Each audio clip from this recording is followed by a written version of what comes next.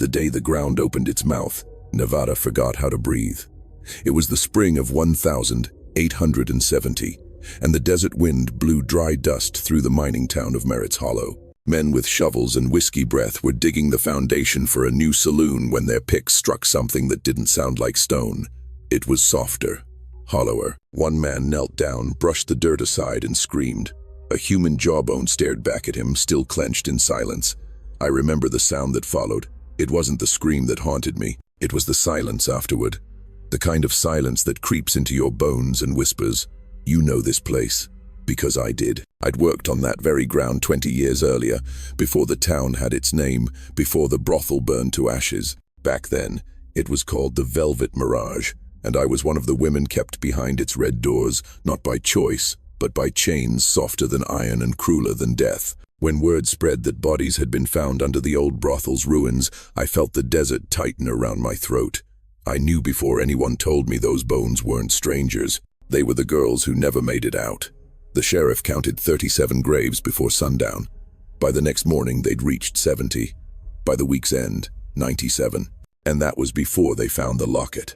It was a small silver thing, rusted from the years, shaped like a heart split down the middle. Inside it, a miniature portrait of two women smiling, beautiful and cold. On the back, the initials EE were carved in elegant script. That was when the whispers began again. The Everheart sisters, Eleanor and Elise. To the townsfolk, they'd been legends, Eastern ladies who'd come west to civilize the miners with charm and luxury. But those of us who worked beneath them knew better. We saw the shadows that lingered behind their smiles, the way the floorboards moaned at night when no one was walking. When I close my eyes, I can still smell the perfume that never left that house, sweet lilac, with a bitter undertone, like flowers laid on fresh graves. Back then I was 19 and had already forgotten what freedom felt like. My name was Clara May, but to them I was just girl. I'd been sold to the Everheart sisters after my former owner's debts caught up with him. They told me I'd be cleaning rooms and pouring drinks. What they didn't tell me was that the floors I scrubbed were already layered with the dust of the dead. I didn't speak of it for years. Some memories are best left buried. But when those workers unearthed the first skeleton, something in me cracked open. I could almost hear her voice, the voice of one of the girls who vanished one hot summer night. I never saw her again. After she was called into Eleanor's private room, they said she'd run away. I knew she hadn't. Now her bones were whispering through the sand. When the sheriff came to question the townsfolk, I kept to the edge of the crowd. My hair had turned gray, and my skin had weathered into leather from years under the Sunday. No one recognized me. I listened as they spoke of ghosts, curses, and unholy deeds, but I knew the truth. There was no curse, just cruelty wearing perfume. The Everheart sisters came from somewhere far away, New Orleans, some said. Others swore they'd been performers, traveling through Louisiana's French Quarter before the war. By the time they reached Nevada, they carried wealth, manners, and something darker. They built the Velvet Mirage right atop a patch of desert no one dared to claim. The land was cheap, cursed, or both. I later learned it had once been a burial ground for the enslaved who died on their way west. Maybe that's why the earth there never slept. The day the brothel opened, men lined up for half a mile. Miners, sheriffs, gamblers, soldiers, every kind of sin walked through those velvet doors. The sisters greeted them with painted smiles and glasses of champagne. The walls shimmered in candlelight, the curtains deep crimson, the piano always playing. To the eye, it looked like a palace, but to us, it was a tomb waiting to fill. Eleanor Everheart ran the house like a queen with no heart left to break. Her beauty was sharp enough to cut through lies, and her eyes were colder than Nevada's winter nights. Elise, her younger sister, was different, softer, often trembling, as if she could hear the ghosts already gathering in the walls. From the first week, girls began to disappear. At first, nobody asked questions. Runaways were common in brothels. Some left for new towns, others simply vanished into the desert. But the disappearances always happened after Eleanor entertained her special guests, men of power, men who paid in gold dust and blood. I remember cleaning Eleanor's chamber one night and finding a small streak of crimson beneath her silver mirror. I thought it was lipstick until I smelled it. Iron. Blood. The night before the fire, I had been sent to fetch wine from the cellar. That was the only time I ever saw it, the hidden room beneath the house. The air down there was cold, heavy, and thick with the stench of damp earth. In the flicker of my lantern, I saw shapes unmoving, lined against the walls. I froze. Then Eleanor's voice came from behind me, soft as silk but sharp as a blade. "Curiosity, Clara, is a dangerous sin." I dropped the lantern and fled. Now, standing at the edge of the excavation site, watching the sheriff pull bone after bone from the soil, I realized what I saw that night. They weren't shapes. They were the first graves. The beginnings of the 97. Somewhere deep inside, I felt the desert exhale. The ground had finally given up its secret, and I, an old woman with trembling hands, was the last living witness. That night, I returned to my small shack on the outskirts of town. I couldn't sleep. Every creak of the wind sounded like footsteps above my ceiling. When I closed my eyes, I saw Eleanor's face again, pale, beautiful, framed by firelight. She had promised her guests eternal pleasure. Now the desert was delivering eternal judgment. People say ghosts only haunt those who wronged them, but they also haunt those who remember. And I remember everything. When the sheriff held up that rusted locket to the moonlight, I whispered to myself, "They've found you, Eleanor. They've finally found you." They arrived when the desert was still raw and hungry. The year was 1870, and Silver Creek back then, just a sprawl of tents and half-built dreams, smelled of sweat, silver dust, and desperation. I remember the day the Everheart sisters stepped off the stagecoach because the whole town seemed to pause, as if the wind itself wanted to look at them. 3 women, dressed in traveling gowns of deep violet, lace gloves spotless despite the dust, parasols unfurled against the glare. No one had ever seen women like that this far west. They looked like they belonged to another world, a place where men bowed instead of shouted and where perfume hid the scent of sin. I was standing near the well that morning, hauling water for the cookhouse, when the eldest, Greta Everheart, turned her eyes toward me. Even from a distance, I could feel the chill of that gaze. It was the kind of look that measured souls and found most of them lacking. People said the sisters came from Boston, daughters of a family ruined by the Civil War. Others whispered darker things, that they'd fled from New Orleans after a scandal involving dead servants and missing gold. The truth, like everything about them, was buried beneath silk and smiles. All anyone knew for certain was that they arrived with trunks of fine clothes, boxes of imported wine, and enough money to buy land on the hill overlooking Silver Creek. In a town of dust-covered miners and gambling tents, they were royalty. Greta was the oldest, tall, severe, the kind of woman whose voice could still a room without rising above a whisper. Her black hair was always wound into a perfect chignon, not a strand daring to escape. Wilhelmina, the middle sister, was all contrast, small, fair, with a voice soft as music and hands that fluttered when she spoke, like doves uncertain of flight. The youngest, Margot, rarely spoke at all. She lingered in the background, pale and silent, her eyes darting like those of a trapped bird. When people greeted her, she only nodded. Some said she was shy, others swore she saw things no one else could. Within weeks of their arrival, the sisters began construction on what they called the Golden Rose Parlor House. I remember watching from the hill as wagons hauled in bricks, timber, and crates of ornate furniture. The house grew like a miracle out of the barren land, 2 stories of whitewashed walls, tall windows with carved frames, and gardens that bloomed where nothing should have lived. Men passing by stopped to stare, hats in hand, mouths open. They said the Everheart sisters were building civilization itself. But I, even then, felt the wrongness in the air. The ground groaned under every hammer strike, as if protesting what was being raised upon it. When the Golden Rose finally opened, Silver Creek changed overnight. Rough miners who'd spent their nights in whiskey dens now bathed, shaved, and polished their boots just for the chance to cross its gates. The sisters promised refinement, not sin, a place of companionship and conversation for gentlemen of taste. The sign read, but everyone knew what it truly was, a brothel gilded with respectability. Still, people flocked there because the Everheart name carried an aura of grace no one dared question. Greta ran the house with military precision. Every hour had a purpose, every smile a rule. The women who worked there were not called prostitutes.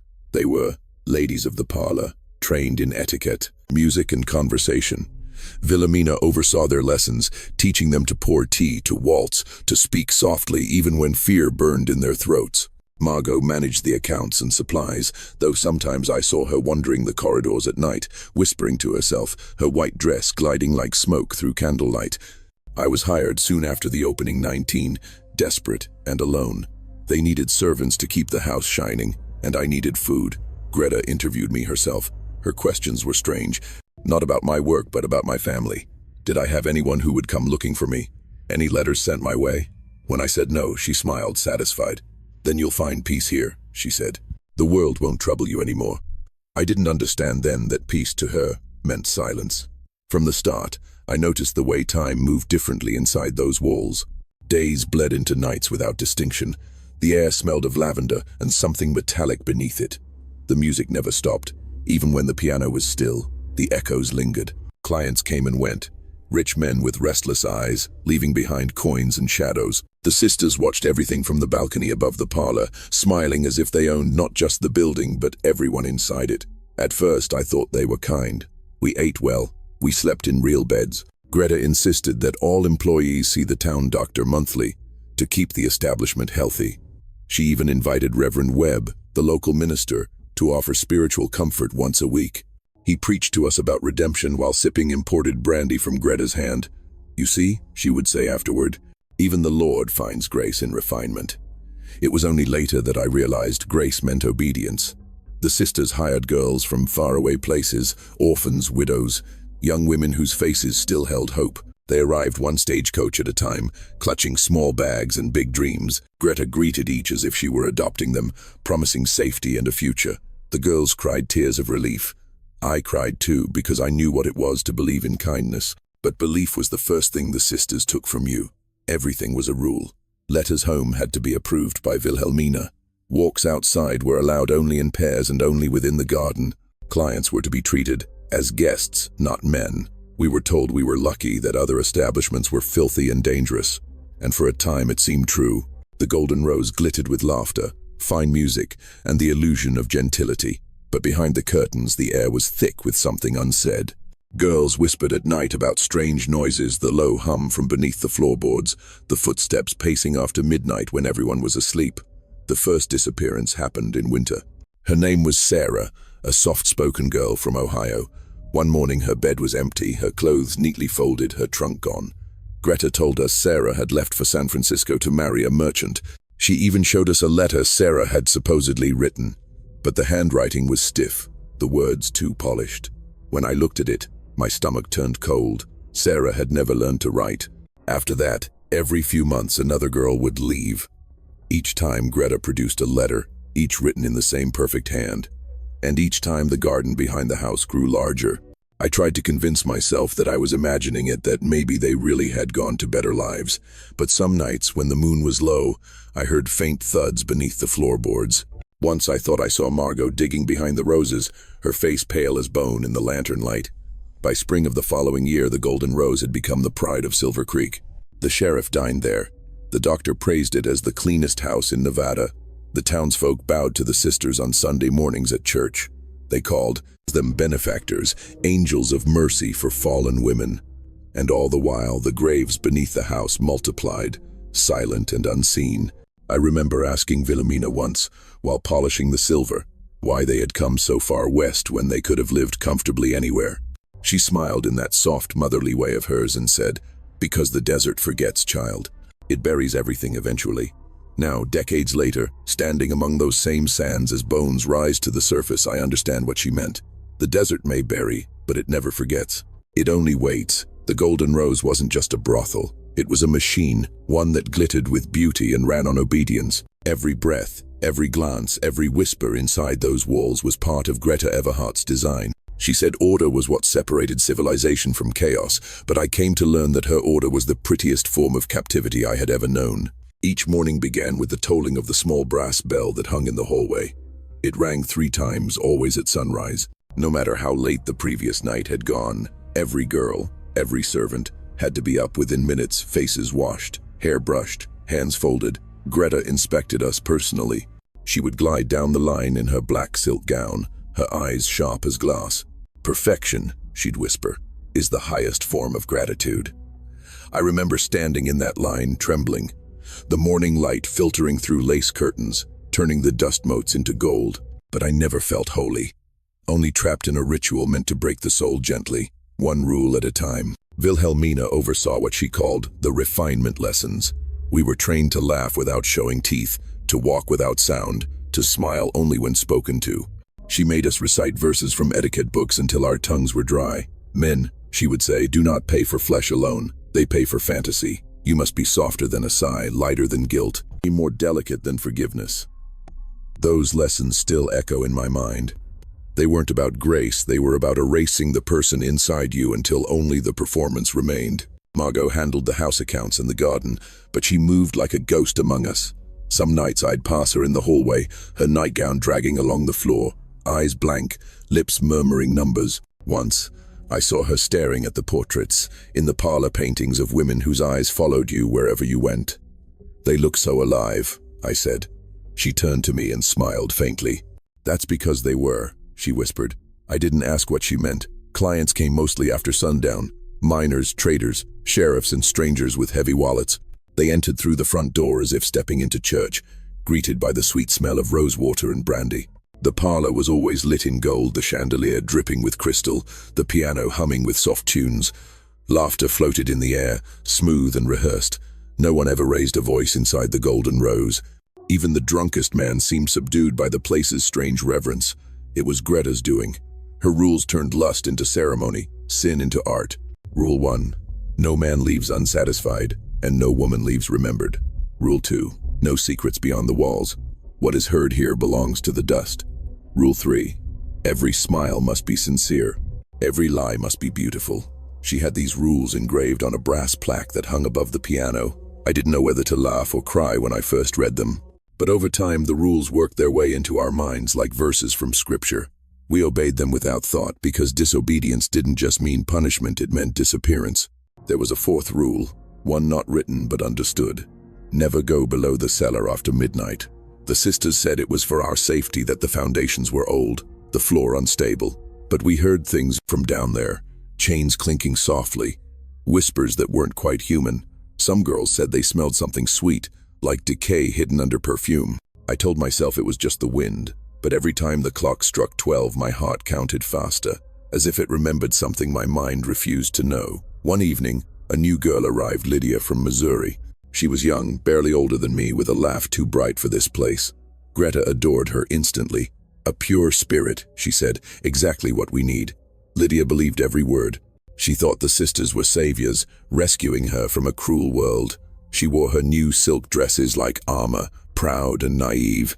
I tried to warn her quietly, told her to stay away from the cellar and never be alone with Greta after midnight. She just laughed. "You worry too much," she said. "These women are angels." A week later, Lydia was gone. Greta gathered us all in the parlor that morning. "Our dear Lydia," she announced, "has chosen to leave us for a better life in San Francisco. She will marry and be happy." We all nodded, pretending to believe. But I knew the sound of shovels in the night too well by then. The roses behind the house looked redder that week, their scent heavier, almost suffocating. I began to notice patterns. Every girl who disappeared had once been favored by Greta. Every one of them had received a pearl necklace the night before they left. I once asked Wilhelmina about those pearls. She smiled softly.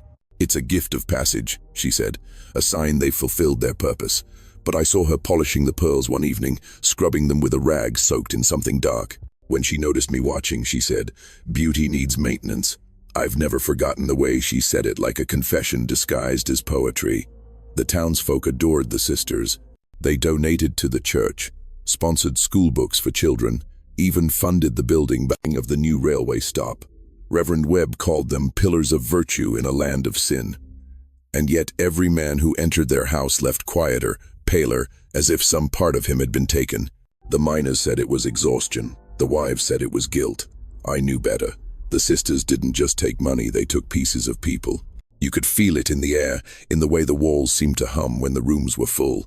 It was like the house itself was feeding on us. One night, curiosity overcame fear.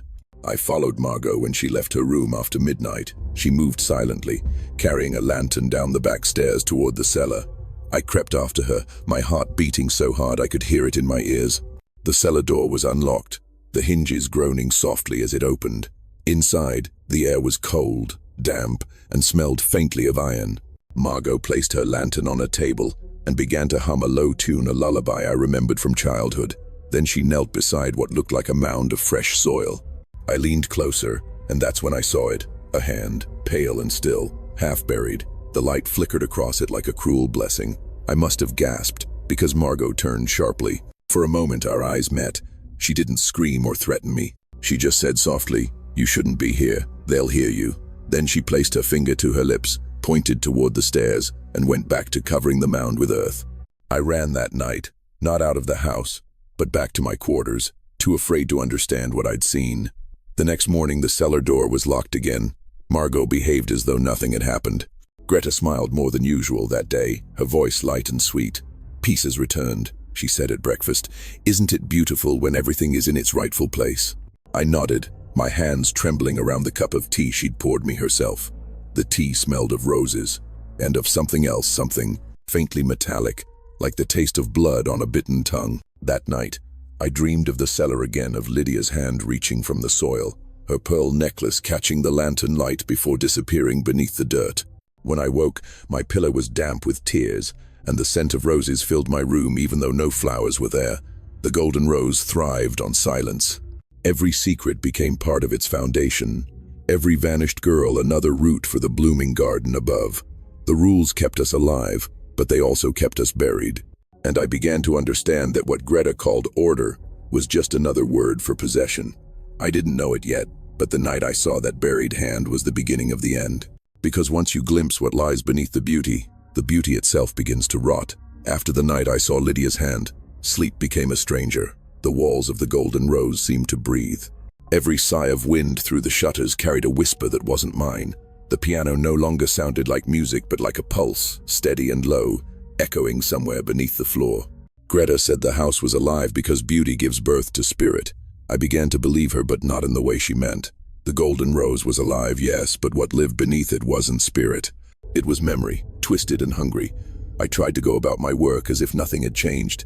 I scrubbed floors, polished mirrors, dusted chandeliers, bowed to clients, smiled when Greta passed, yet my hands trembled whenever I knelt to clean the parlor floorboards. There were stains there that never truly faded, dark, almost invisible, but they felt warm under my palms. Sometimes, when I pressed my ear to the wood, I could swear I heard faint murmurs. Words too muffled to understand, but full of grief. Margot stopped speaking to me entirely. She avoided my eyes, drifting through corridors like smoke. Once, I caught her standing in the hallway outside my door, holding a single rose stem. "They're restless," she whispered, barely moving her lips. "The ground's too shallow." Before I could ask what she meant, she turned and vanished into the shadows. Wilhelmina's lessons grew harsher. She made us rehearse our smiles until our jaws ached. "A perfect expression hides imperfect thoughts," she'd say, forcing us to repeat the words. The sisters had become more watchful since Lydia's disappearance. They moved through the house like guardians protecting a secret too fragile for light. Greta's eyes followed me everywhere, and I began to wonder if she somehow knew what I had seen in the cellar. One night, a sandstorm rolled across Silver Creek. The wind screamed like 1,000 lost souls. Windows rattled, the lamps flickered, and the guests huddled inside the parlor, drinking to drown the noise. I was sent to fetch extra candles from the basement pantry close to the cellar. The key turned stiffly in the lock, and as the door creaked open, a blast of cold air brushed my face. I stepped inside, lantern raised. At first, everything looked normal. Rows of shelves, barrels of wine, jars of preserves. But then I heard it. A low hum, rhythmic, coming from behind the far wall. The same sound I'd heard beneath the floorboards, stronger now. My lantern flame trembled. I followed the noise to a narrow section where the wallboards didn't align properly. A sliver of light leaked through the crack, soft and golden. I touched the wall. It was warm. Before I could push further, the cellar door above slammed shut. My lantern flickered and went out. I froze, my heart hammering. Then I heard footsteps descending, slow, deliberate. A lantern light appeared, and Greta's voice floated down the stairs. "Curiosity," she said softly, "is the first step toward ruin." I stumbled back, stammering an apology, but she only smiled. "The cellar is no place for servants. The foundation is old, dangerous. Promise me you won't come here again." Her voice was velvet, but her eyes gleamed like steel. I nodded quickly. She studied me for a long moment, then handed me a candle. "Go on now," she said. "The house needs light." That night I couldn't stop shaking. The whispering beneath the floor grew louder, as if the storm had awakened something. When I told another servant, Clara, what I'd heard, she laughed nervously. "You've been here too long," she said. "Everyone starts hearing things after a while. The sister's perfume gets into your head." She said it like a joke, but her eyes darted to the floor.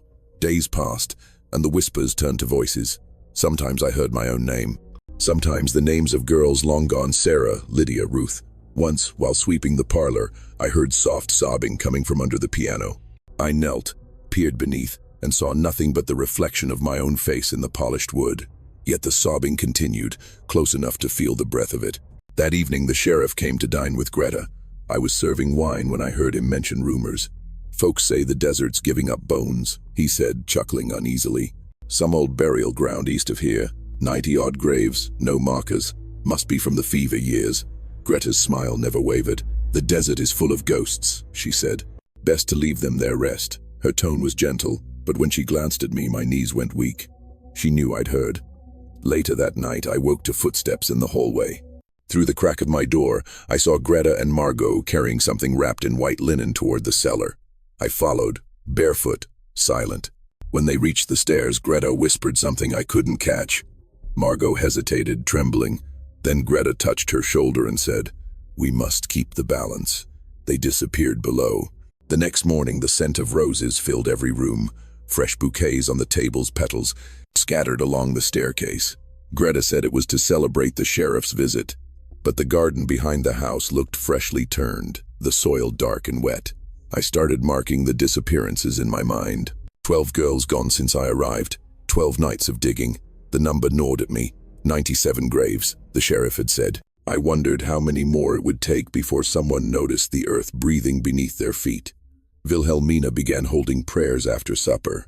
For those who found salvation, she said. We knelt, heads bowed, as she recited verses not from any Bible I knew.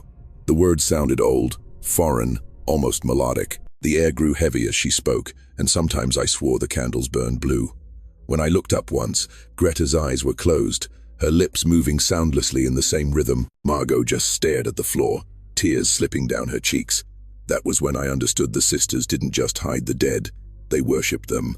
The Golden Rose thrived because of what lay beneath it. Each burial, each life taken, was part of some dark covenant that kept the sisters young, their business thriving, their beauty untouched by time. It explained why Greta never aged, why Wilhelmina's skin stayed smooth as porcelain, why Margot's sadness never turned to madness.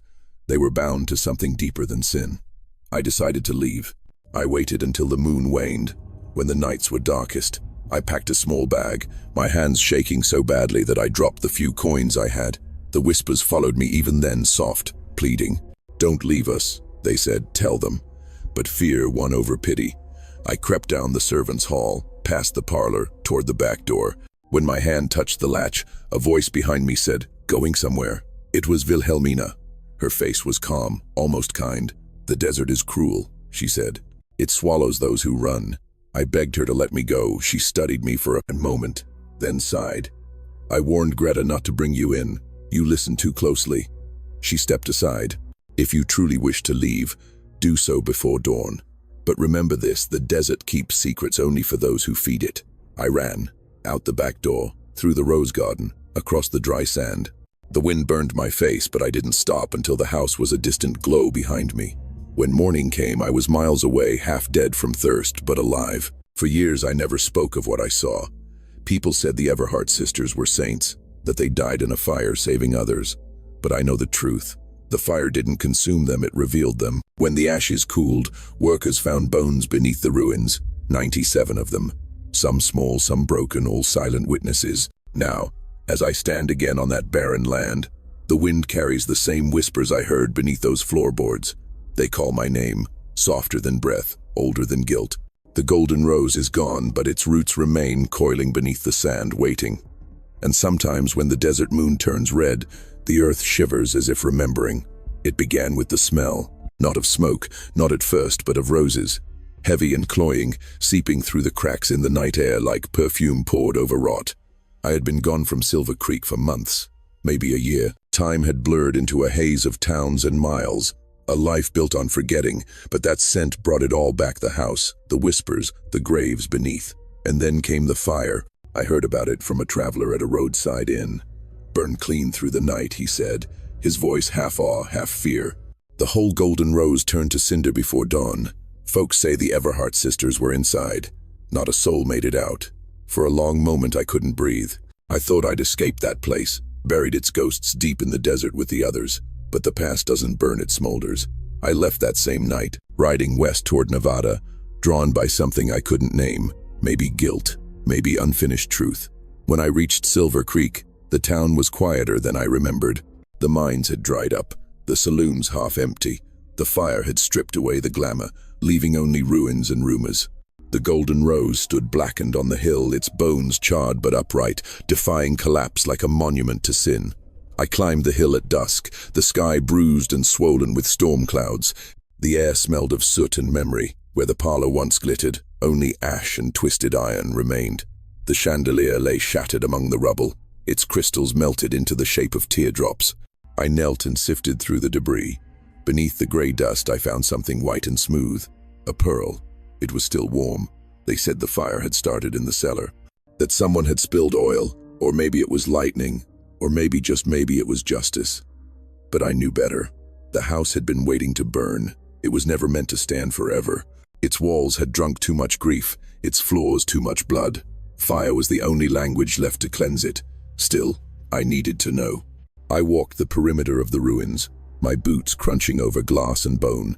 The roses were gone, nothing but black stems curling upward like fingers, but the ground beneath them looked freshly disturbed, as though something beneath had tried to crawl free during the fire. I wasn't alone. As night deepened, figures began to appear among the ruins. At first, I thought they were townsfolk, curious souls come to mourn or gossip. But they moved wrong. Too slow, too fluid. Their shapes wavered in the smoke, their eyes hollow as burnt-out lamps. I froze. One of them turned toward me, and I recognized her. Lydia. Her hair was gone, her skin pale as moonlight, but her face was the same. "Why did you leave us?" she whispered. Her voice was both near and far, like wind through a grave. I couldn't save you," I said. My throat felt raw. "I tried. They burned us to keep their beauty," she said. "But beauty burns too." She stepped closer, and behind her I saw more Sarah, Ruth, others I'd tried not to remember. Their hands reached out, not accusing, not vengeful, just yearning. I wanted to touch them, to tell them I was sorry. But when I reached out, my fingers met nothing but cold air. Then, as suddenly as they'd come, they were gone. Only the ashes stirred, whispering their names. I thought I'd imagined it, until I saw movement near the cellar door. It had survived, the fire blackened, but intact. A faint light flickered beneath it, gold and steady. Against every instinct, I followed it.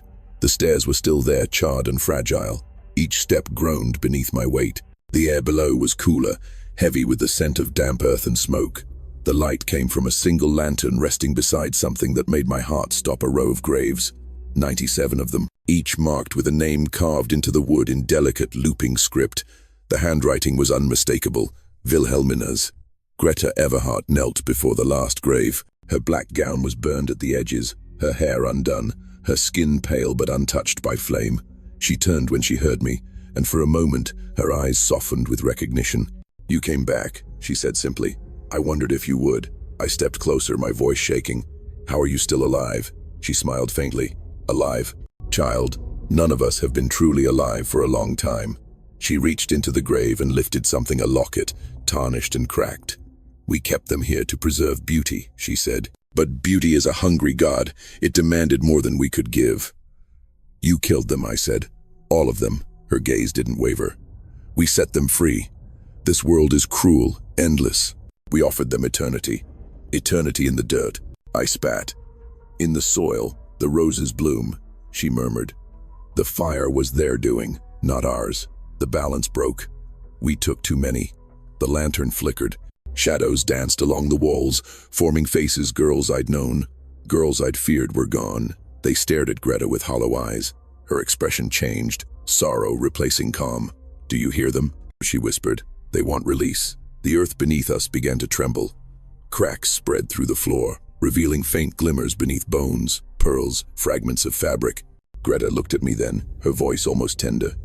"You survived because you remembered. Memory keeps the dead alive, but now you must help them rest." Before I could answer, the ground split open. The graves exhaled light, blinding white, burning through the smoke. I fell backward, shielding my face as a wave of heat swept through the cellar. Greta's scream echoed, not in pain but in something close to ecstasy.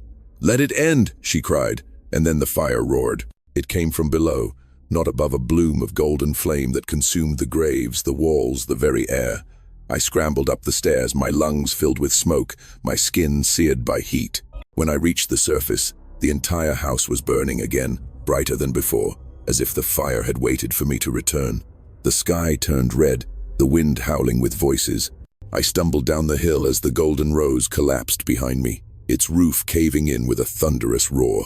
The scent of roses filled the air once more, thick and suffocating. I fell to my knees in the sand and wept, not for the sisters, not even for the girls, but for the land itself, cursed to remember. When dawn came, the fire was gone. Only smoke curled from the ashes, and the desert lay quiet.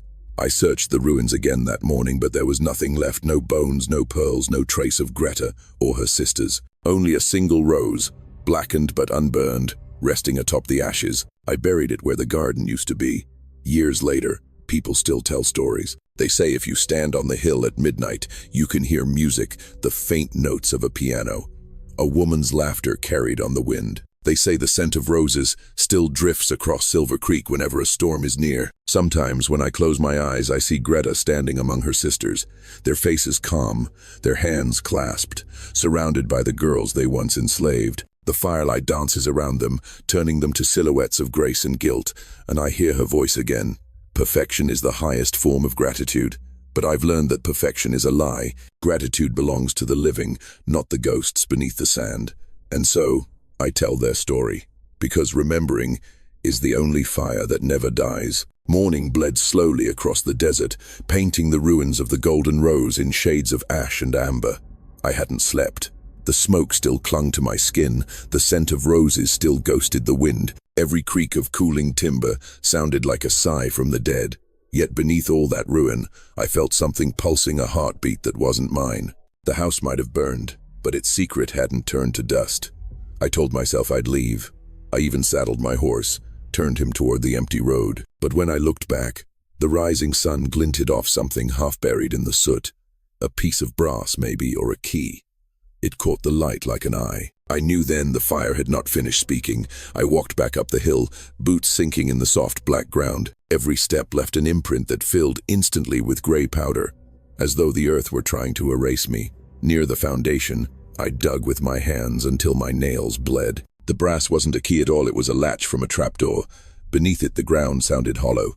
I cleared more ash until the outline of a wooden panel emerged, scorched but intact. When I pried it open, the air that rushed out was cold and wet, smelling of clay and something older, something buried before the house was built.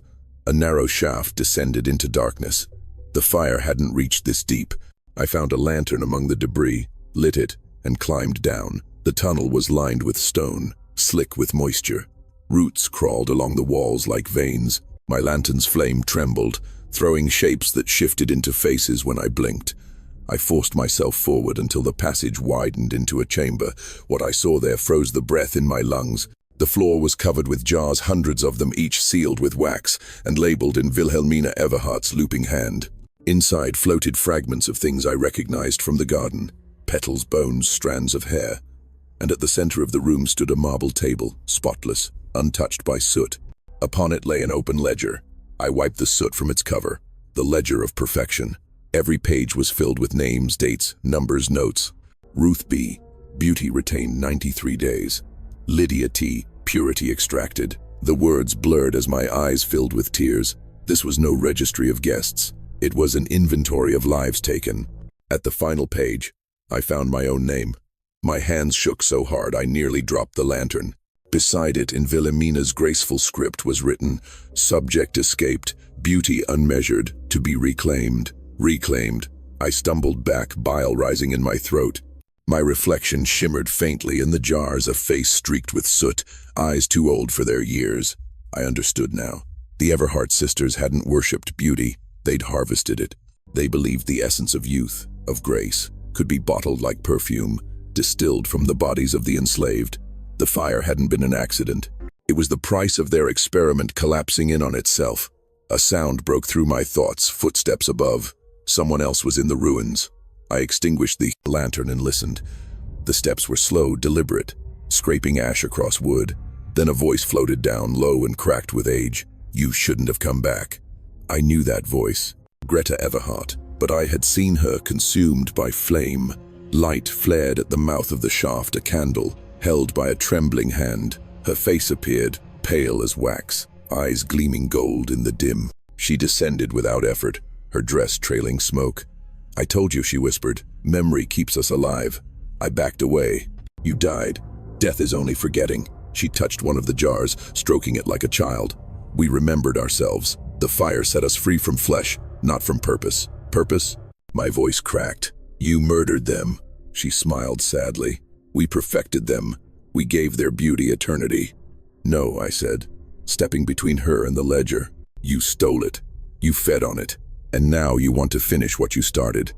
Greta's gaze softened, almost maternal. "You carry what we sought, child. The fire did not touch you because you are balance.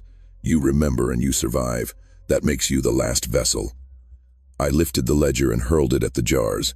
Wax seals burst open.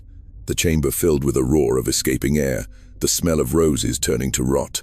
The flame in Greta's candle flickered wildly. "You can't destroy memory," she hissed. "Then I'll bury it." The floor began to quake. Cracks raced across the walls, spilling dirt and bone. The ceiling groaned. I seized the lantern again and ran toward the shaft. Greta's scream followed, echoing like thunder. "You'll never escape what you are."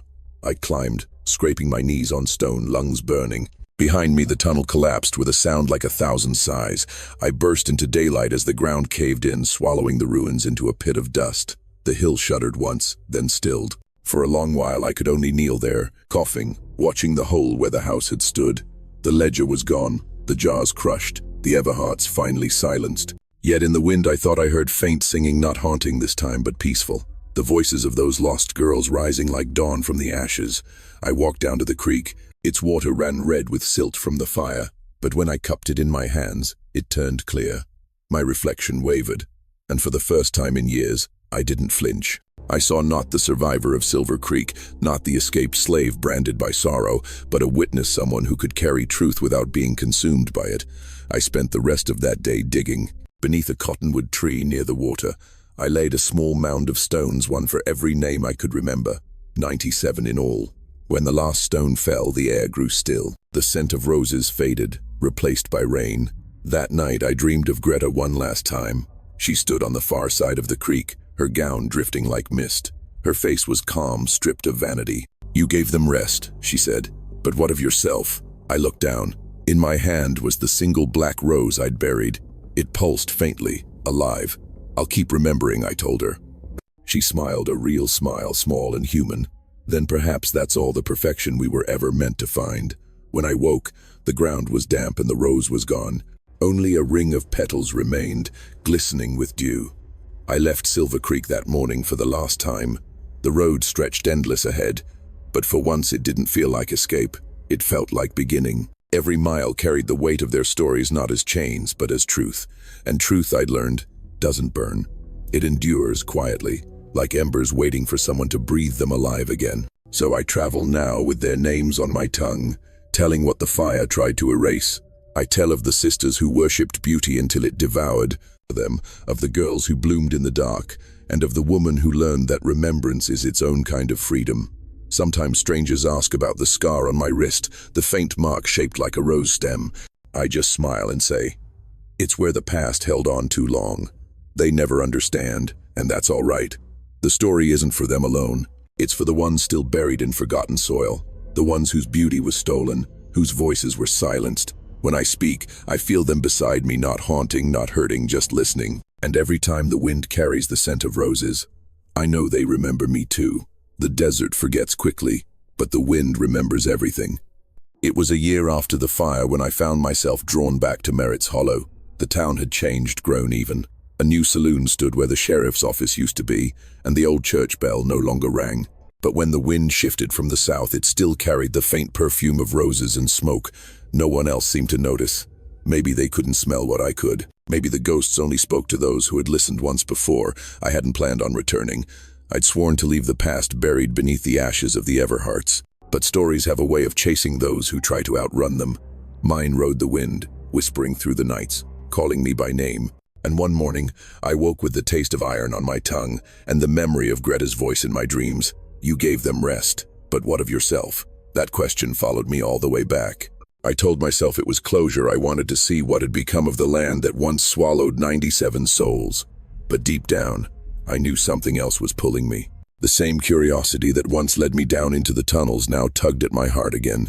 When I reached the site, I barely recognized it. Where the brothel had stood, there was now a flat stretch of dirt, fenced and posted with a single wooden sign. Property of Merit Mining Company, no trespassing. The Everhart's house was gone, the pit sealed with gravel and lime, but the ground still looked wrong, too smooth, too deliberate. The wind blew across it like a breath over a scar. I knelt, pressing my palm to the earth. It felt cold, almost alive, as if something beneath still stirred. Behind me, the sound of hooves approached. I turned to see Sheriff Dodd, or rather his son, wearing his father's badge now. He dismounted and tipped his hat. "Ma'am, this land's closed off," he said. "You'd best step back." "I was here when they found them," I replied. My voice sounded distant, not quite my own. "I just came to pay respect." He studied me a moment. "You one of the survivors?" "Something like that." He sighed, glancing at the ground. "They say this place is cursed. Tools go missing, workers quit without reason. A man fell through a soft patch last month, swore he saw eyes looking up from below. I felt the blood drain from my face." "Where?" He pointed toward the far corner of the lot, where the soil was darker than the rest. "Right there. We filled it back in, but..." He shrugged. "Strange things don't stay buried long around here." I waited until he rode off before walking to that spot. The air thickened, heavy with the smell of damp stone. My heart pounded the way it had that night in the tunnel. Kneeling, I brushed away the top layer of dust. Beneath it, something glimmered faintly, a fragment of glass, curved and cloudy. I lifted it gently. It was a piece of one of the jars. A single black petal clung to its inside, still intact, still alive. The wind howled suddenly, whipping my skirt around my legs, stinging my eyes with grit. I thought I heard voices in it, faint, layered, like the echo of a hymn sung through a keyhole. I closed my eyes and let the sound wash over me. It wasn't frightening this time. It was mournful, pleading. They weren't done. That night I stayed at the inn on the edge of town. The room smelled of coal and old wood, but when I set the glass fragment on the table, the air sweetened. I watched it catch the candlelight, and for a moment I saw shapes moving inside faces, maybe. I blinked, and they were gone. Sleep didn't come easily. Every time my eyes closed, I saw the ledger, the jars, the Everhart's eyes burning gold in the dark. Around midnight, I heard soft footsteps outside my door. I held my breath. The knob turned slightly, then stopped. A whisper followed just one word. "Clara, my name." I opened the door, but the hallway was empty. Only the wind stirred the curtains at the far end. I stepped out, heart hammering. The air was cold, unnaturally still. Then I saw her reflection in the window pane, Greta Everhart, or what was left of her. Her figure shimmered like smoke, her face hollow, her eyes faintly glowing. She raised a hand, and though she spoke no word, I felt her voice inside my head. "You freed the rest, now free me." Before I could respond, she vanished, leaving only the echo of her perfume. I sank to the floor, trembling. Freedom. That's what she wanted. But hadn't the fire freed them all? Unless something still tethered her here. The next morning I rode to the old creek, where I'd built the mound of stones. The water was low now, sluggish, and the air reeked faintly of sulfur. I knelt by the cairn and whispered her name. "Greta Everhart." The wind answered. The surface of the creek rippled, though no stone had fallen in. Beneath the water, something dark moved. A shape rose smooth, oval, metallic. I reached in, my fingers brushing cold steel. When I pulled it free, I saw it was the locket, the same rusted, heart-shaped locket that had started it all. I pried it open. Inside, the miniature portraits were gone.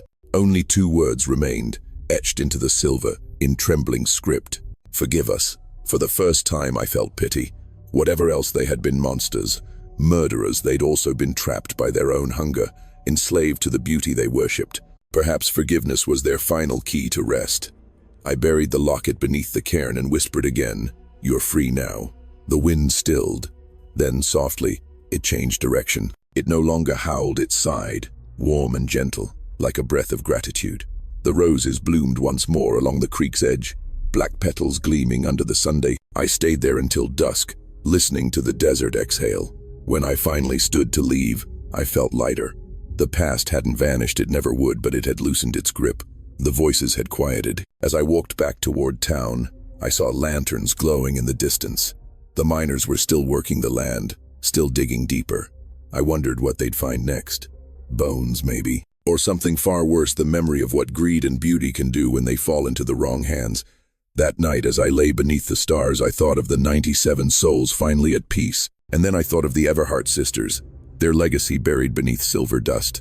Some would call them devils, others would call them victims. But to me, they were both a mirror reflecting what happens when the world teaches women that beauty is worth more than life. The wind rose once more, curling around my hair, soft as a lullaby. It carried the faintest whisper, "Thank you." For the first time in years, I smiled. I whispered back, "Rest easy." And for the first time, the desert didn't answer with silence. It answered with peace. The desert is quiet now. Not the silence of fear, but the kind that comes after a storm has spent all its fury, and the earth can finally rest. When I wake before dawn, I hear nothing but the rustle of the wind through sagebrush, the gentle lap of the creek, and my own heartbeat steady, unbroken, alive. It's strange to think how many years I spent running from ghosts, only to learn they were never chasing me. They were calling me back, asking me to listen, to remember, to tell their story so the world would not bury them twice. I live now on the edge of what used to be Merritt's Hollow, though no one calls it that anymore. The miners moved on when the silver veins dried up, and the company sold off the land piece by piece. Most of the old buildings have crumbled. The church still stands, though its bell is cracked. And if you walk far enough east, you'll find the field where the brothel once rose, nothing left but sand and shadow. Sometimes travelers pass through, asking about the town's legend. Is it true, they say, that there were bones under that house, that the Everheart sisters cursed the land? I usually smile and pour them coffee. Depends what you mean by cursed, I tell them. Some things just don't forget. They always laugh, thinking I'm teasing. They don't see how the wind pauses when I speak their names. They don't see how the shadows of the old foundation still cut across the dirt at sunset, like the outline of a memory too stubborn to fade. I don't correct them. I've learned that truth doesn't need to shout. It waits, patient as dust. Last month, a historian came to see me, a young woman with a notebook full of questions. She said she was writing a book about the Everharts, about the women who disappeared. She'd heard that I was the last one alive who remembered. "I'm not sure what you're hoping to find," I told her. "The story doesn't have a happy ending." She smiled. "Then maybe it has an honest one." We walked together to the edge of the creek. The black roses still bloom there, blooming every spring no matter how dry the year before. I told her the truth as best I could about the sisters, about the girls, about the night the fire took the house and left me standing among ashes. When I finished, she said softly, "People will want to know how you survived." I looked out at the horizon where the sky turns copper before sunrise. "Because someone had to remember," I said. "If we don't speak for the dead, the world forgets them. And forgetting," I added, "is the cruelest kind of burial." She wrote that down, her eyes glistening. Then she asked if she could see where the graves were. I took her there to the cottonwood tree and the ring of stones. We stood in silence for a long time. When the wind came, she shivered. I didn't. To me, it felt like greeting old friends. Before she left, she pressed a small object into my hand, a charm shaped like a rose, carved from onyx. "For protection," she said, "and remembrance." That night, I placed it on my windowsill where the moonlight touches it. Every so often, I see it glow faintly. Maybe it's a trick of light, or maybe the desert still remembers her promise to me, that nothing true ever really dies. There are nights when I still dream of the Everheart sisters, not as monsters now, but as women standing at the edge of a mirror watching me from the other side. In my dreams, Greta no longer wears her crown of fire. Elise is beside her, her face serene. They don't speak, but I understand. They've found peace. Maybe because I forgave them, or maybe because I finally forgave myself. The guilt used to weigh heavy, survivor's guilt, they'd call it now. Back then, it was just the ache of being left behind when others vanished into smoke. But with time, I've come to see that survival isn't a curse. It's a responsibility. When I light my lantern at night, I think of the 97 girls with laughter brighter than gold, whose names the desert tried to erase. I speak them aloud, one by one. The wind always stirs when I do, like pages turning in an unseen book. Maybe that's how memory works, a story told often enough becomes its own kind of afterlife. People say ghosts haunt places. I think they haunt hearts, not to torment us, but to make sure we remember who they were. A week ago, a storm rolled through the first heavy rain in years. It lasted all night, beating against the roof, flooding the creek. When dawn came, I walked out to see the damage. The stones by the cottonwood had been washed clean. The soil was rich, dark, soft. From its surface, something new was growing, not black roses this time, but white ones, pale as moonlight. I don't know how they took root here, in land that once drank blood and fire, but maybe that's what forgiveness does. It plants light where there used to be shadows. I picked one bloom and carried it back inside. Set it in a jar by the window. It hasn't withered since. Some evenings I sit there watching the horizon fade from orange to violet. The air cools, and I can almost hear the piano again, the one that played in the Velvet Mirage, back when I was young and afraid. Only now, the tune isn't haunting. It's gentle, like a lullaby carried on the wind. Maybe it's just my imagination. Or maybe, after all these years, the dead are finally singing themselves home. I've written their story down now, every detail, every name, every truth I could gather. It fills a thick leather-bound journal that I keep by my bedside. Someday, when I'm gone, someone else will find it. Maybe they'll read it and understand that evil doesn't always wear fangs. Sometimes it smiles behind silk and perfume. And maybe they'll learn what I did. That remembrance is not a weight to carry, but a torch to pass on. When I look back now, I see not the terror of those nights, but the strength that bloomed in their wake. The courage of girls who refused to disappear quietly. The resilience of souls who turned horror into history. The desert taught me something the world often forgets, that beauty is not what's painted on the skin, but what survives after the fire. Sometimes, just before dawn, I whisper to the wind, "Are you still there?" And somewhere beyond the dunes, I swear I hear laughter, light, free, human, the kind of laughter that only the truly at peace can make. That's when I know the story is done. But if you ever find yourself traveling through Nevada and you see a stretch of land where the air smells faintly of roses after rain, stop a while. Listen, you might just hear them too. 97 voices, soft as the wind, telling you that truth never burns and memory never sleeps.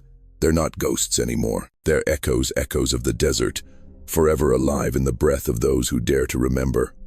And as for me, I'm no longer haunted. I'm home.